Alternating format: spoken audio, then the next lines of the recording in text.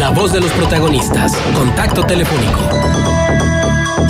Nos da muchísimo gusto recibir en Contexto. Es una pluma que usted ha leído en muchas ocasiones a través de las páginas de El Siglo de Torreón. Se trata de Elia Baltazar, cofundadora de la Red de Periodistas de a Pie, corresponsal de la Asociación de Editores de los Estados, que integran periódicos como El Siglo de Torreón y El Siglo de Durango, a quien le hemos pedido su presencia para que nos comparta su opinión sobre el capital político de los candidatos electos de Coahuila y Durango. ¿Cómo se ven a la distancia? Elia, con el gusto de tenerte aquí. Manuel Cerrato, Marcela Pámanes, saludamos. ¿Qué tal? Muy buenos días. Muchísimas gracias por su invitación. Es un placer estar con ustedes y acompañarlos esta mañana. Gracias, Elia. Yo creo que tendríamos que empezar definiendo qué es capital político. Pues capital político es lo que han acumulado, es lo que en esta elección acumuló el partido Morena en el ámbito federal y local al imponerse en las votaciones del pasado 1 de julio. Y bueno, pues prácticamente ser mayoría, no solo en el Congreso Federal, sino en muchos congresos locales, lo que cambia radicalmente el mapa político del país. Y bueno, la correlación de fuerzas entre partidos, la estrepitosa caída evidentemente de dos partidos sobre todo, el PRI y el PRD, que hasta esta elección había sido pues el partido, digamos, que había representado a los votantes de izquierda, prácticamente desaparece del mapa político y evidentemente eso deja la concentración de fuerza de un voto que ya vimos la fuerza, está representado ahora en Morena. Evidentemente ese capital político se traducirá en lo que será el desempeño legislativo en los próximos congresos y bueno, pues la posibilidad de llevar adelante reformas no solo en el ámbito federal, sino también en el ámbito local. Yo creo que el capital político se sentirá sobre todo a la hora de legislar, a la hora de discutir leyes en congresos locales y Congreso Federal. Elia, ¿el capital político tiene que ver con confianza, tiene que ver con prestigio, tiene que ver con bien actuar o tiene que ver con componendas? Pues más bien en este caso yo creo que como vimos, este cambio, como digo, de toda la correlación de fuerzas en los congresos locales, más que otra cosa tuvo que ver con un voto de castigo, con un voto de ya no queremos más de lo mismo y la expectativa de que puedan cambiar las cosas de alguna manera. No creo que en este caso se haya dado por una especie de componendas, sino más bien una decisión de los votantes de arriesgar, pues no arriesgar, sino apostar su voto por una opción nueva prácticamente. Como todos sabemos, Morena es un partido que se fundó hace apenas 4 años, y bueno, pues es muy impresionante el resultado electoral que tiene, sobre todo en los congresos locales, y creo que en este caso pues Coahuila es un ejemplo del giro que dio la votación de los ciudadanos en el pasado 1 de julio. Ajá. Y sin embargo, recuerdo, y yo creo que no es parte de un pasado lejano, sino es un pasado inmediato, que dentro de las estructuras de los partidos, los liderazgos se ganaban a base de cuántos votos tenía cada uno de estos líderes, cuántos le aportaba al partido y a la elección en turno. Y entonces se hablaba de que el capital político estaba en función de los votos que ese líder podía llevar al partido. ¿Veremos una recomposición de lo que son los verdaderos liderazgos, Elia? Pues lo que estamos viendo de alguna manera, y creo que es una de las cosas que más reserva nos despiertan, es que en el mapa político mexicano lo que vemos es un movimiento de liderazgos, ¿no? Los que antes estaban en un partido ahora están en otros, los que negociaron bien o mal una candidatura, bueno, pues decidieron o quedarse o moverse. Es decir, no vemos demasiadas caras nuevas en los partidos, en los liderazgos de partidos, sino más bien vemos viejos conocidos que se mueven de siglas, que representan otras siglas para las elecciones. Yo creo que el único escenario de caras nuevas nos lo proporcionan las candidaturas independientes, pero fuera de eso los partidos pues sigue siendo, digamos, la misma clase política que se mueve a distintas opciones políticas, y creo que ahí será un asunto que en el mediano plazo tendrá que cambiar, tendrá que ser un reto para los partidos, incorporar caras nuevas, necesitamos sangre nueva en los partidos, necesitamos ideas nuevas, necesitamos gente nueva, y yo creo que también eso influyó para que la gente apostara, diera su voto a una opción nueva, aunque en algunos casos, insisto, lo que vemos son las mismas caras representando diferentes siglas. Es decir, hay un capital acumulado y un capital político acumulado de ciertos líderes que se lo han ganado o lo han cultivado durante años de militancia en uno u otro partido, y que más que fidelidad al partido, pues parece ser que son a los liderazgos, que es lo que llama al voto en algunos casos. Entonces, bueno, pues el capital político que aporta cada uno de esos liderazgos a la opción política es importante, pero también, insisto, abre esta autocrítica al sistema político mexicano de la necesidad de ver caras nuevas en las opciones políticas. Bueno, pero hay partidos que tal pareciera que no tienen contemplado esta posibilidad, porque ayer, por ejemplo, cuando René Juárez renuncia a la presidencia del CEN, del Partido Revolucionario Institucional, a quien vimos de un lado fue a Claudia Ruiz Massieu, y a quien vimos del otro lado fue nada menos que a Rubén Moreira Valdés.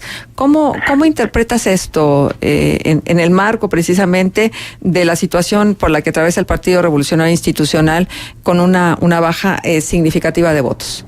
Bueno, pues ahí están los resultados. Al final de cuentas, el PRI, el mensaje que nos está mandando es que no tiene mucho de dónde echar mano, no tiene muchas caras nuevas de dónde echar mano para renovar esa dirigencia que quedó tan mal en estas elecciones. Como recordaremos, hizo un cambio de dirigencia a media campaña cuando renovó, cuando ocupó René Juárez el lugar de Enrique Ochoa, y ahora, bueno, frente a los resultados muy desfavorables para el PRI en esta elección, bueno, pues apuesta por su secretaria general, por la que era titular también, que fue secretaria de Estado con Peña Nieto, por Ruiz Massieu.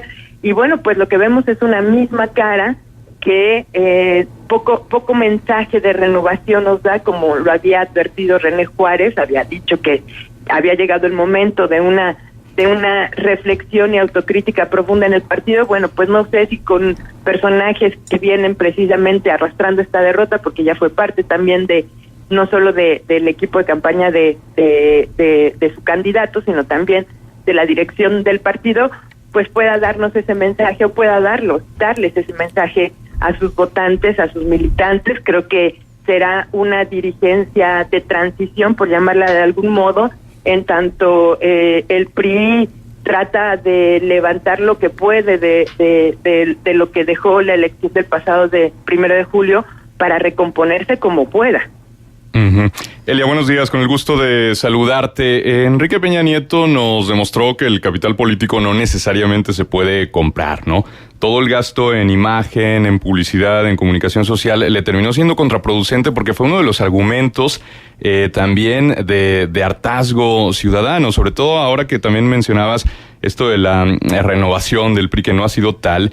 Él en su momento mencionaba como elementos importantes del nuevo PRI a exgobernadores que tuvieron escándalos, ¿no? Los Duarte, Borge y demás. No obstante, el desastre electoral que le significó al PRI este proceso de 2018, vemos un José Antonio Meade que en la percepción de mucha gente no necesariamente es impoluto. Bueno, un funcionario que trabajó con Calderón, que trabajó con Peña Nieto y que posiblemente integre el gabinete de Andrés Manuel López Obrador. Una eventual llegada de José Antonio Meade al Banco de México, en este caso, ¿qué dice políticamente tanto de Meade como de López Obrador? Pues yo creo que en este caso, en el tema del discurso de la reconciliación, tal vez Andrés Manuel pueda abrir un espacio a sus excontendientes. Yo sinceramente no veo la opción o la posibilidad de que José Antonio Meade pudiera sumarse al equipo de Andrés Manuel. Tienen posiciones absolutamente encontradas en el tema de política económica. Me parece que José Antonio Meade, quizá no sé si vaya a dar la batalla en los próximos años ya desde el PRI, o seguirá absteniéndose, manteniéndose al margen? Como todos recordamos, él se presentó siempre como un candidato ciudadano que, bueno, pues de alguna manera fue acogido por el PRI, pero yo sinceramente lo veo un poco complicado, la opción de que José Antonio Meade pudiera sumarse al Banco de México. En todo caso, bueno, pues será anteponiendo su decisión como funcionario público, que siempre fue más que un candidato, más que un político, y lo vimos en su campaña. Él había transitado sin problemas de corte ideológico ni de identidad del partido durante los sexenios de PAN y PRI, así que pues tal vez para él no signifique nada, un problema, pues adaptarse a una nueva administración. Hay que recordar además que no sería parte de la administración de Andrés Manuel. El Banco de México tiene autonomía, así que evidentemente queda al margen del poder presidencial, por llamarlo de algún modo, de la influencia presidencial, pero sinceramente yo no lo veo como muy probable. Puede ser, la verdad es que en esta recomposición y en esta etapa de reconciliaciones políticas quizá pueda ocurrir. Finalmente, como les digo, José Antonio Meade nunca se presentó como priista, nunca asumió totalmente pues la parte del priismo, y bueno, pues a pesar de eso le pesaron mucho las siglas, los escándalos, la corrupción y los malos saldos de la administración de Enrique Peña Nieto.